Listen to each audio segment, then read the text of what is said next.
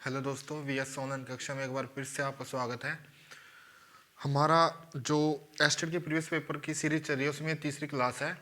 बच्चों के कमेंट आ रहे थे कि वर्ण आगम संधि कौन सी होती है। मैं आपको यहाँ संधि नहीं करवाऊँगा, मैं आपको वही क्वेश्चन करवाऊँ जिसमें बच्चों को समस्या आ रही है और पता नहीं लग रहा है कि क्वेश्चन कहाँ से है, किस तरह से है। ये 2017 एस्टेट में आया हुआ है, वर्ण आगम संधि। कौन से शब्द में, क्वेश्चन था कौन से शब्द में वर्णागम संधि से निर्मित है। ये चार ऑप्शन दिए थे: आच्छादित, परिष्क्रिया, संस्कृत और प्रतिष्ठान। इन चार में से एक बताना था कि वर्णागम संधि से कौन से शब्द निर्मित नहीं है। सबसे पहली बात तो ये है कि जब तक हमें यही नहीं पता होगा वर्णागम संधि कौन सी है, तब तक हम इनके बारे में कुछ नहीं बता सकते। संधि की, मैं ये मानता हूँ कि आपको पता होगा संधि की परिभाषा क्या होती है। संधि की परिभाषा में ये रहता है कि जो किसी शब्द का पूर्व का, जो कोई शब्द है उसका पूर्व के पद का अंतिम वर्ण, ठीक है, पूर्व के पद का अंतिम वर्ण और जो लास्ट वाला पद है उसका प्रथम वर्ण, उन दोनों में जब, उन दो वर्णों में जब विकार उत्पन्न होता है उसे हम क्या कहते हैं, संधि कहते हैं। ये इसकी डेफिनेशन है, इसकी परिभाषा है। देखिए, जैसे हम ले लेते हैं विद्या प्लस आल्य, तो अब जो विद्या ऐसे आएगा, अब इस तरह से लिखना मानक दृष्टि से असंगत है। अब देखिए यहां पर ये पूर्व पद का अंतिम वर्ण और अंतिम पद का प्रथम वर्ण, इन दोनों में जो विकार उत्पन्न होता है उसे हम संधि बोलते हैं। ये इसकी परिभाषा है। अब आप देखिए ये जो विकार है, विकार किस तरह से होता है। सबसे पहली बात, विकार किस तरह से होता है। विकार तीन तरह से होता है। सबसे पहले होता है आदेश, फिर आगम, ये वर्णागम है ना, फिर आगम और एक लोप। ये तीन तरह से क्या होता है, विकार होता है संधि के अंदर। जो आदेश होता है वो शत्रु की तरह व्यवहार करता है। किस तरह, जैसे कि इसमें जैसे उद प्लस श्वसन है, इसमें जो ये वर्ण और ये वाला वर्ण, ये दोनों आद्य हैं, तो इसमें हलंत लगा इस वजह से। आपने ये भी ध्यान रखना, जब शब्द शुद्धि आती है वर्तनिक दृष्टि से पूछता है ना क्वेश्चन, वर्तनिक दृष्टि से मतलब शब्द शुद्धि, वो किस तरह वो शब्द लिखा गया सही है, तो उसमें आपने हलंत का ध्यान रखना कि हलंत वाला शब्द वो हलंत हटा देगा और हमें लगता है कि सही है। तो हमें यहां देखना कि जो ये दो वर्ण हैं इनमें, इनके ये इनको खत्म कर रहा है शत्रु की तरह, ये सबको नष्ट कर रहा है। तो इनकी जगह क्या आ गया, चा आ गया और छा आ गया, ये भी दोनों अद्य। तो क्या एक नए, ये जो इनका अस्तित्व को खत्म करके शत्रु की तरह, जैसे शत्रु होता है ना, शत्रु को जिस तरह वो नष्ट कर देता है, इसी तरह ये दा और शा को नष्ट करके नए उसका आगम करता है।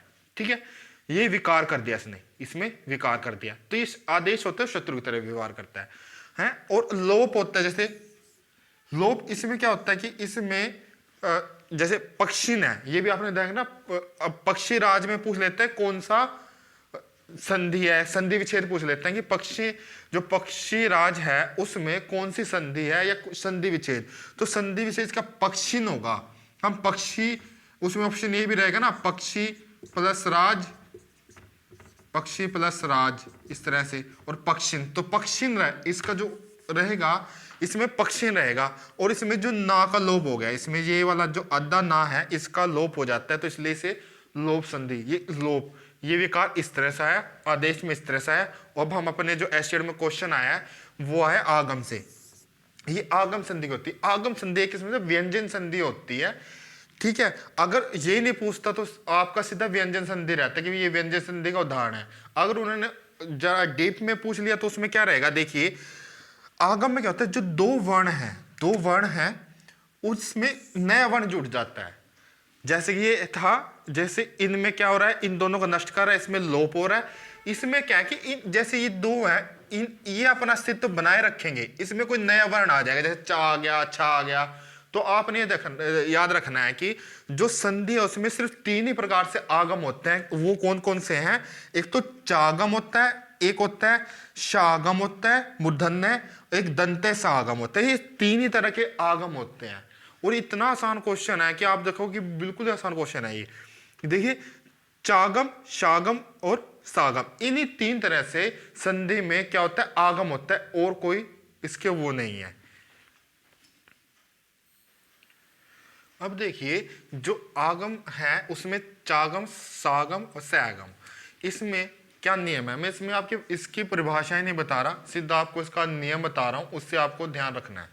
देखिए जैसे कि इसमें क्या रहता है कि जो प्रथम, जो मैंने आपका था प्रथम वर्ण, वो क्या होगा, जो पहला भाग होगा वो क्या होगा, स्वर होगा और बाद में छह आना चाहिए, ठीक है, चागम में। इसमें कि चागम है तो चा का आगम होगा, शागम है तो मूर्धन्य शा का होगा, सैगम है तो सै का आगम होगा, उनका आना होगा बीच में, ठीक है। वो देखिए कैसे बताता मैं आपको। देखिए अब इस जैसे इसमें ही था आच्छादित, अब जैसे आ, ठीक है, आ ये क्या है, स्वर, स्वर, ठीक है। जो यहां का जो अंतिम है इसमें क्या, कौन सा, ए स्वर है। और छादित, इधर ये छा आ गया, ठीक है, ये छा आ गया। अब क्या है, ये दोनों अपना अस्तित्व बनाए रखेंगे, बीच में चा का आगमन हो जाएगा, वो भी अद्दे चा का। अब देखिए इसमें क्या रहेगा, यहां से इसको हटा दें तो ये चा, तो ये इसका मतलब कि ये आगम संधि से हुआ है इसका, तो ये सही होगा आच्छादित, ये वाला सही है ऑप्शन आच्छादित, ठीक है। इसी तरह हम इसका देख सकते हैं, जैसे उदाहरण लेते हैं एक और, 100 प्लस छंद, ठीक है। अब देखिए इस वा में ए है और छा आ गया, तो क्या करेंगे हम यहां पर चा का आगमन हो जाएगा, तो 100 छंद, ठीक है। इस तरह आपने ध्यान रखना है, ये इसमें ये इसका सिर्फ चागम का यही है, ठीक है। उसके बाद शागम, जो मूर्धन्य शागम है उसका नियम क्या रहता है, उसके नियम में क्या रहता है कि पहले तो परी रहेगा, परी, उसके बाद पहले क्या आना चाहिए, परी आना चाहिए, ये नियम है इसमें। और उसके बाद क्या आएगा, कार हो सकता है, कृत हो सकता है, कर्ण हो सकता है, कर्ता हो सकता है, कृति हो सकता है, कारक हो सकता है और कर हो सकता है, ये शब्द होने चाहिए और उनके बीच में मूर्धन्य शा का आगमन हो जाएगा। देखिए यहां पे मैंने कुछ उदाहरण लिए हैं, परी हमने यहीं से लिया, देखिए कार, परी उठाया, फिर कृत कर दिया, कर्ण कर दिया, कर्ता कर दिया, कृति कर दिया, कारक कर दिया और कर कर दिया। अब हमने क्या करना है, देखिए सीधी सीधी बात है, हमारा नियम हो रहा है, परी आ रहा है और इधर क्या आ रहा है, कार आ रहा है, कृत आ रहा है, कर्ण आ रहा है, कृति आ रहा है, कारक आ रहा है, ये आ रहा है। तो हमने क्या करना है, सीधे सीधे इनके बीच में, जैसे परिष्कार, परिष्कृत, परिष्करण, परिष्कर्ता, परिष्कृति, परिष्कारक, परिष्कर, बीच में लगा दिया ये चीज। अब इसमें देखिए इस ऑप्शन में जो एस्टेड में क्वेश्चन आया हुआ है, ये परी है और इधर क्रिया है, बीच में शा का आगमन, तो ये भी सही है, ठीक है। अब देखिए आगे सम, सागम, इसमें क्या है, नियम सेम रहेगा, इसमें सम का आगमन होता है, जैसे यहां परी था यहां सम रहेगा और सेम ये रहे कार, कृत, कृत, जैसे कि यहां पे उदाहरण दे रखा है संस्कृत का, ये वाला देखिए सम प्लस कृत, ये आ गया ना, देखो ये वाला कृत, ठीक है। तो हमने किसका आगमन करना है, इस सम का जो मां है ये हमारा क्या अनुस्वार हो जाएगा और इसमें सा का आगमन हो गया तो संस्कृत, तो ये भी सही है। अब क्या प्रतिष्ठान में है, प्रति आ रहा है, इसमें ना तो कोई भी नियम लागू नहीं हो रहा, ना तो सम का हो रहा, ना परी का हो रहा और ना ही, क्यों शाह में जो शागम संधि उसका पहला नियम क्या, प्रति नहीं होगा, परी होना चाहिए था, यहाँ पे क्या होना चाहिए था, परिष्ठान होना चाहिए था, फिर तो ये सही होता। तो जो ये है ये इसका आंसर सही होगा, ये असंगत है, परिष्ठान, ठीक है।